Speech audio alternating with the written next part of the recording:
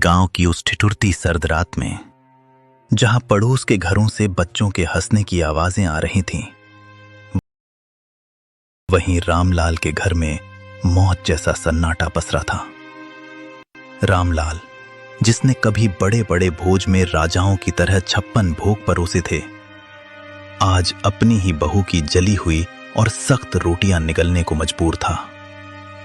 किस्मत का खेल देखिए, जिस हाथ ने सबको खिलाया, आज वही हाथ कांप रहे थे। थाली को पैर से जमीन पर घसीटते हुए, लो निगल लो इसे, सारा दिन खटिया तोड़ते हो, कम से कम ये जली रोटियां तो खा ही सकते हो।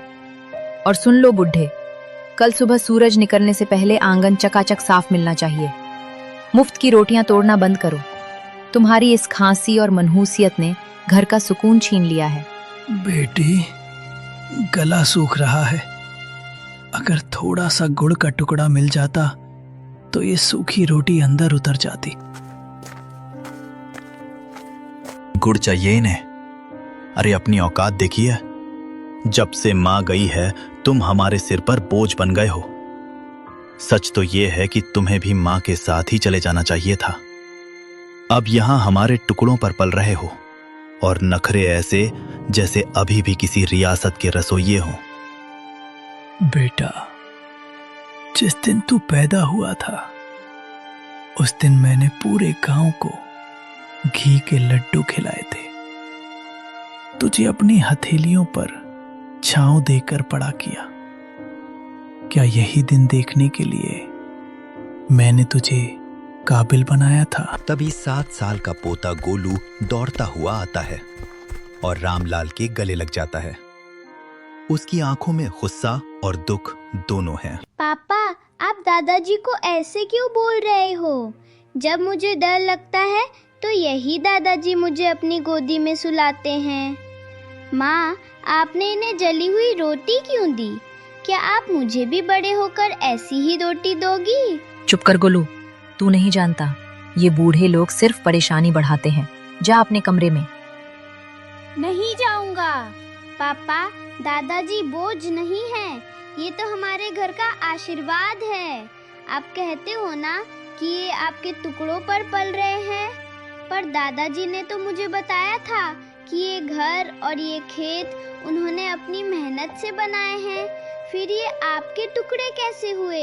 गोलू, तू छोटा है, बड़ों के बीच मत बोल। रामलाल का दर्द तो फिर भी खुले आसमान के नीचे था, जिसे हवाएं सहला देती थीं। पर नेकी राम की सिसकियां उन 4 दीवारों के पीछे दम तोड़ रही थीं, जिन्हें उसने खुद अपने पसीने से सींचा था। उसका बेटा पवन और बहू शीला ने उसे घर के पीछे एक ऐसे स्टोर रूम में फेंक दिया था, जहां कबाड़ और मकड़ी के जालों के सिवा कुछ न था। उस अंधेरी कोठरी में नेकी राम का वजूद भी उस पुराने सामान जैसा हो गया था, जिसे अब कोई छूना नहीं चाहता। शीला, उफ, कितनी सड़ांध और बदबू आती है इस काल कोठरी से। पवन, कल इस बुढ़े के बर्तन एकदम अलग कर देना। मेरे बच्चों को सख्त हिदायत है कि इनके हाथ का छुआ पानी भी न पिएं, कहीं कोई बीमारी न लग जाए। और हाँ, आज इन्हें रात का खाना मत देना, सजा मिलनी चाहिए इन्हें। आज गलती से इन्होंने दीवान खाने के सोफे पर हाथ रख दिया था, सारा सोफा गंदा कर दिया। बेरहमी से कमरे के अंदर झांकते हुए, बिल्कुल सही कह रही हो शीला। पिताजी, आपकी वो पुरानी डायरी और वो टूटा हुआ चश्मा मैंने आज सुबह ही कूड़े के ढेर में फेंक दिया है। अब आपको पढ़ने लिखने की क्या जरूरत? आप बस इस अंधेरे कोने में पड़े रहिए और अपनी मौत का इंतजार कीजिए। हमारी जिंदगी में दखल देना बंद कर दो। बेटा पवन, अपनी जवानी की एक एक पाई जोड़कर मैंने ये आलीशान घर बनाया था, ताकि तू और तेरे बच्चे सुकून से रह सकें।